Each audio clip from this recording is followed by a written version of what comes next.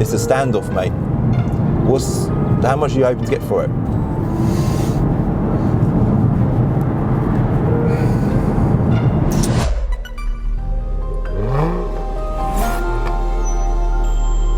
Cool. Right, Elliot, good to meet you. Thank you very much for coming down. How are you doing? Good? Yeah, all good. Where did you come from today? The northeast. I was going to say, because you've got a bit of an accent, didn't you? Yeah, northeast accent. Yeah. Not a Geordie accent, a northeast accent. Northeast accent. Yeah, it was just over 3 hours. Okay. 3.5 hours. Whereabouts in the northeast? A small market town called Yarm, which is the nearest town, Stockton-on-Tees. Blimey. So you're a subscriber of the channel. That's obviously why you've come down. Yeah. Subscribe to the channel. Yeah. You're doing a private seller video. Dream catcher as well. You're a dream catcher, really? Yeah, dream catcher. You're a big supporter of the platform. Yeah. I think I've been following you since you bought the Golf R. Oh, really? A long time At the time, I had before this, I had a Golf GTI edition 35. Okay. So I was interested in golfs, and then swiping through YouTube, I saw your Golf, and I thought, oh yeah, and I'll start following this guy. Do you know what? I like edition 35s. Changing the subject slightly. Yeah. But yeah, they're a cool car. Yeah, it was nice. So you've been a subscriber for a long time. Yeah. Yeah, the Golf R was definitely a big moment on my channel. Yeah. It was massive. Yeah. So you put down today to sell your BMW 330D. Yeah. It's got a pan roof, which I spotted straight away. Yeah. You've been dealing with Jerome. Yeah. I know a bit about the conversations you've been having, but not loads. What's your asking price? How much are you hoping to get for it? Well, Jerome offered 13. Okay. And I said, could you be flexible on the 13, subject to seeing the car me coming down? Okay. Okay, so this is kind of like hot potato. It's now on me. Yeah. All right. Yeah. I mean, it looks like a really, really nice car. Is there anything I need to know about it? Anything wrong with it? Is it all good? No, it was MOT'd back end of February. No advisories. Sailed straight through. There's a small mark on the rear bumper where I think someone must have backed into me in the high street. Yeah. What year is it? So I see you've got the It's 2017, it's a 66. Yeah, 17, so it was registered February 17. Okay, so it's an LCI car then. And yeah, is that your private plate? Is it? That's my plate. So that's coming off the car. That's going to come off. Yeah, that's going to come off. It's got M Performance wheels on it, which is nice. Yeah, M Sport braking package. It's got loads of stuff. You don't normally see this when you buy a used car, do you? Oh, look at that! From the original owner. It's got the effort of writing down what he's spent. Yeah, that is brilliant. So, what's the total at the bottom there? 47,095. Wow, that is cool. That is nice to see. Yeah, that's what petrol heads want. And that's just all that's just all the stuff that I've done, all the servicing I've done in previous MOT certificates. You've kept all of that. Yeah, it's very well kept. Yeah. How long do you say you've had it for? It'll be 4 years in June. I'll have had it. Blimey! And what's your reason for selling it? Got 2 kids, 2 girls, and when we go away for the weekend, it's just not big enough. Oh, really? They bring all of the bedrooms with them.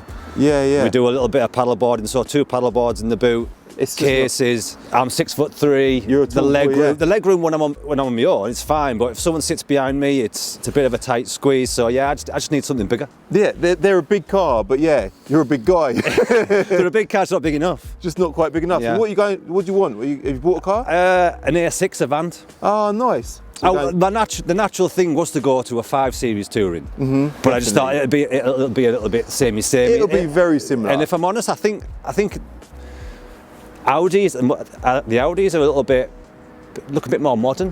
On the interior they do. On the interior, even the exterior, because I'm looking at like a 20 plate, and I just think an A6 Avant just edges it for me. It looks 20 plate 5 Series, I suppose. Very samey. Very much the same, aren't they? So you're going for another German estate, basically. Sticking German, yeah. Sticking German. Too right. Yeah. Okay. I know it's got wheel spacers, yeah? Spacers and springs. Well done. So it's sitting like really nice. This is a proper bit of me, this car. Like you knew that as well. That's why you reached out.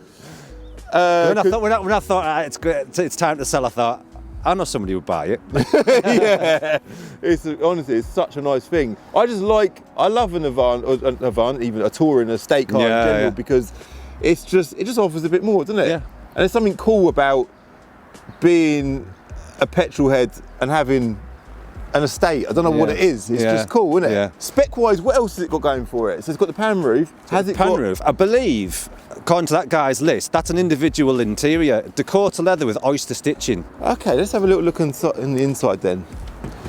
And piano it definitely is. piano black inlays. Yeah, the piano black inlays is probably quite standard. They're not very common, strangely, with piano black. No. But yeah, the oyster piping, as you say, I think that's pan roof, professional nav, comfort pack. Has it got a reverse camera? No. Dum dum dum. Okay. Can't have everything. Can't have everything. No, you can't. All right. I think we're going to do the usual thing. We're going to jump in. I'm going to go through the valuations on the car. Yeah. We're going to do a car vertical check as well. Yeah. Go for driving it and just see what we conclude near the end of the video. Yeah. Cool. Let's go. Yeah, we were just saying off camera, weren't we, that the piano black almost looked a bit red in the sun. Yeah. And I've never noticed that before. It's really strange. Obviously, I've had lots of cars over the years with piano black, but yeah, it's cool. Yeah, see if you look at that one in the shade there, that looks black. Just looks, plain black, yeah. So you know what, this car is a nice car. It doesn't look like it's had any paint. You've obviously looked after it. What's the mileage on it, by the way? 69.5, I think now we're travelling down today. Cool. So I think we'll do the car vertical first. Yeah. Dun, dun, dun. Right, here we go. Odometer. Dun, dun, dun. Horror sounds in the background. Odometer is all good, so the mileage is all good. Yeah. It's got no finance or anything outstanding on it, and it's never had any previous damage. So, yeah, I'm not surprised. All green ticks. Yeah, never been stolen either, which is brilliant.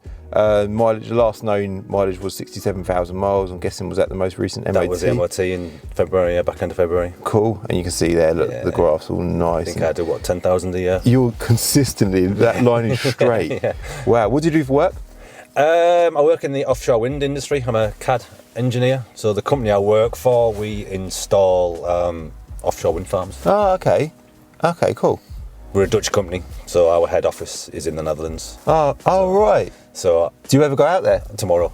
No way. Yeah. Do you go out there a lot then? About once a month. No, that's wicked. That's quite a nice part of your job, surely. Yeah. It's different, isn't it? Yeah. So occasionally I'll go. Our vessels, we take the components for wind farms. We sail out. We jack up out of the water. We have a big crane on the vessel which lifts all the components, and that's how we build. Oh, right. Farms. So occasionally I go at the vessels. I'm not enough. I don't work offshore. So how are you based? You in an office then? Like that? I'm in an office in the northeast, yeah. Ah, okay, cool. But we're owned by a Dutch company, and our head office is in Rotterdam. So that's wicked. Yeah. That is well cool. Yeah, it's good. So yeah, once a month. Yeah, commute over. It's good to just get out of the country every now and then, isn't it? Yeah. Wicked. So yeah, the car vertical's all good, no damage and blah de blah. And as ever, I will show you an example of a crashed car. Free series, I'm sure there's plenty of them out there. And that's what you do not want to see when you're doing a car vertical check. They've sponsored this video. I will link them in the description below. Make sure you use my code CCD to just get a little discount when you do your check. All right. So that's that done. Valuations. This is the interesting bit. Well. Equally as interesting as the car vertical check. So this is with my platform, enterreg.com. If you're a trader, you need to get on board with it. It's bloody amazing. 2017 car, 2 former keepers. I didn't ask you about the history. Is it the history all up to date? I'm guessing it's on the iDrive. Yeah. Yeah. All on there, yeah. And the little folder that I've been keeping there, yeah. Yeah, of course, you've got all of that there as well. Brilliant. MOT till 26th of Feb next year, 2025. And if we scroll down and look at the valuations, so the cap clean valuations, we use cap and Auto Trader. Cap clean is 12.5 grand in the trade, and then Auto Trader valuation is actually almost identical, 12,496. So you're basically asking for above book for the car. To be fair, it's a nice car. So I think we just need to go for the drive and see what it drives like, and just conclude later on. Well, see what we conclude later on, yeah? The awkward bit. Spec, I was going to have a look at spec actually, see if there was any spec on there. So spec, we have got a spec list on it. Icon headlights, pan roof, £1,100. You don't see them very often on these. That is like, why do more people not buy pan roofs for their cars? Like, I think it's such a big thing. I think once you've had a pan roof, you've got to have it. You've got to have one. You can't. Your next car can't have one. I was going to say that. Not have one. So is that on your sort of tick list? Ticked. Well done. Seat adjustment with driver memory, media package, BMW Professional, Harman Kardon speakers, which I noticed, M Sport braking, which you mentioned earlier, interior comfort package, which I'm not too sure what that is. Do you know what I think it is? I think it's cup holders in the rear armrest. It could be. It could be, yeah. Bluetooth phone prep with wireless charging. It's in there. Wicked. Electric folding mirrors. Yeah. Sun protection glazing. Yeah. Concierge service. Extended storage, which we've had this in the video before, and someone's commented to tell me exactly what that is, and I can't remember. Armrest with the sliding function. How much is that on here? Yeah, £45. 19-inch double spoke alloys, so they come on this car from factory, which is pretty cool. Right. Dakota leather with the oyster highlight, which you've also mentioned as well. Yeah. Glacier silver paint, and then Wi-Fi hotspot preparation. There you go. Got a few bits and pieces. It's got I reckon comfort package must be the heated steering wheel as well. Yeah. It's got a heated steering wheel. That's not a very common option either. So yeah, it's got a lot of spec. I can't believe it hasn't got a reverse camera. Yeah. That's the only thing it hasn't got. Not that it's a big deal. I always say #Cal spec, and Cal spec to me is pan roof, reverse camera, and heated seats. They're the three sort of must-haves for me with a car. 2 out of 3 ain't bad, is it? It ain't bad. So service due in 8,000 miles. I think that's probably oil. But the last one I did in February with the MOT was brake fluid and front pads. Okay. And I did oil in the autumn, so I'm looking at that mileage. I reckon It must be that. back end of the year, Okay. it would need oil again. Yeah. Sounds. You've got 2 keys as well. Yeah. Very nice. Is that your bunch of keys? Have you only got 1 key on your keys? Yeah, it's a thing. I can't stand a bunch of keys. Mate, It scratches bits and pieces. Of your car. I'm the same, Yeah. and you want to see my the bunch only of keys. The only keys you need are your door key and your car key. Yeah, I'm the opposite. I'll put a shot of my keys on screen. I haven't got them on me. I think Amar's got them upstairs, but Like that. I've got so many keys. The keys for this place alone is just a massive Yeah. bunch, and yeah, I'm kind of. I'd just like to have them all with me all the time, but they just don't get used all the time. Yeah, it was quite strange driving up. I think, oh yeah, this is like. Oh, you recognise? Yeah, that is cool. I recognised the road. I recognised the Golf R, yeah, the Goldie. Yeah, I know. Yeah. Even Kai said to me the other day, he said, Dad, that car's always parked there, isn't it? It just stands out. He's actually a subscriber to the channel. He was at my car event last year, funny enough. Right. And he's like, yeah, I'm the guy who'd got the Golf R on your road. It's a nice car. Yeah, it is. It's a rare colour.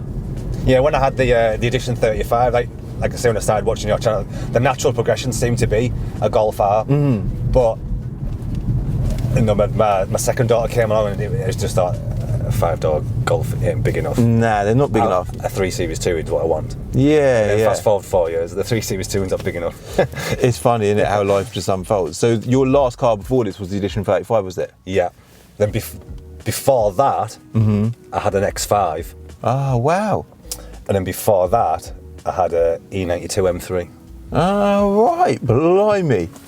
And then before that, oh, I had another Golf GTI, a 3-door black one, but that was like fully spec'd as well. And then before that, I had an S2000. Oh, so you've had some wicked cars, Yeah. You're a proper. But the E92 M3, that was the pinnacle. Yeah, what a car they are. Obviously, I had one stolen recently. Big subject on my channel at the minute. But yeah, they're a wicked car. V8. Yeah. Mine was a manual. Oh, really? Manual. Wicked. Yeah. They just sound amazing, don't they? Yeah. Yeah, that's a very, very good choice car. At the time, I was working in London, so it was kind of like a weekend car. And then when I came back home to work, it became a daily. Wow. And I just got a little bit tired of being at the fuel station putting petrol in it. Yeah, they're not really. I've kind of like ticked it, had it, done it. Hence the X5 came along. When I was looking at these, I didn't know where we got the chrome trim here. I didn't like the ones where it's either blue or red. Yeah. And then when I saw this, I thought, even though it was like miles away, I thought that's worth the journey to go and get that. It is worth the effort. Sometimes it don't go your way. You know, you can put in a big journey to go and buy a car, and you get there and it ain't for you. Yeah. But it is worth it. Yeah. A lot of people rule it out and think, oh, I'm not doing that 2-3 hour journey, but you kind of got to do it. Yeah. 'Cause even in your case, you've done it. You've had this car for 4 years. You've got to be the longest person ever on the channel to come down and sell their car. And to have this car for that long. That's the longest ever, I think. But you've had it for 4 years because it's done you well, isn't it? Have you had any issues with it over the years? Nothing. Really? Nothing. It's been a brilliant. It's got to the time where okay, I've had it like 4 years, and I think sometimes you can keep cars too long. Yeah. And then I think its price value now, that's why I'm thinking, yeah, I need something still worth good money, isn't it? It is, yeah, but I think I need something bigger, and if it's going to go, I think now is the time for it to go and then move on to the next one. Yeah, I think that was that's me thinking, but that's the only reason it's not big enough. Like I say, it's not step the foot wrong. It's quick for a diesel. They are quick, yeah. I know I was just about to boot it out that roundabout, but they pull so well today. Yeah. And it's showing 40 to a gallon as well. I know you've just done a motorway run. So I've done 200 miles. We've got 40. So I reset it when I put fuel in it this morning. And I've done like, 70, 75. They're just the perfect all-rounder. Yeah. They're just so good. They're practical, they look good, they're reliable, they're economic, they're powerful. Money-wise, Jerome said there was a bit of prep that was needed on this car. When we spoke on the email, I said there's the little needs a cosmetic repair on the bumper. Yeah. And I think we spoke. I think I sent pictures of the wheels. Yeah. One of them's it's straight. They're starting to go around the centre caps. The hub and the centre caps. Yeah, I think the centre caps. It's probably more the centre caps than it is the wheels. So I sent pictures of the wheels to Jerome, and he over the email he bid me 13 grand, and I said, okay, is there a little bit of flexibility subject to seeing the car if I bring it down, because it's a long way for me to travel. To be disappointed. And he said, yeah, we'll see when you bring the car down. So that's how we left it. I would say that I would probably stay firm at 13 grand. Yeah? Yeah, because the wheels, I don't think the wheels are, they don't let the car down. It's a few years old. I'm not bothered about the wheels. I don't think they're too bad. 10 months MOT. Yeah. Full service history. It's got good history. Once for nothing. But it does book at 12.5 grand, and we're always sort of guided by book values. So for us to go to 13 grand, it's still a good offer. Is that book value though? Is that based on? Is that just a generic value, or is it based on spec? No, it's based. So every single car has a cap code. So it's got an individual code for this car, like the chassis number, and that code knows exactly what this car's got. Right. So it's based on the exact car. Right. So obviously, I suppose if it was to fluctuate based on if a certain colour was suddenly really popular this month, it wouldn't pick up on certain things like that. But but generally, it's very unique to the car. Right. So yeah, that's where I'm at. What's your thoughts on that, mate?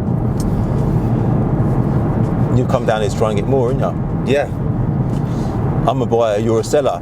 As a buyer, I want it as low as possible. As a seller, you want it as much as possible. And I've driven a long way to sell my car. You have driven a long way to sell your car.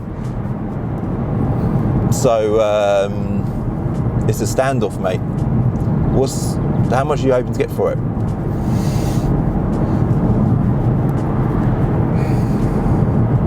$13,250. I think that's fine. Yeah? Yeah, that's fine. I thought you was going to say 13 and a half, and I thought, that's pushing it. I've got friends who are in the trade as well, so I kind of know how things work, so there's no point saying silly numbers, is there? No, no, I don't think that's an unreasonable ask. Yeah, I'd love 15 grand for it, let's go. Yeah.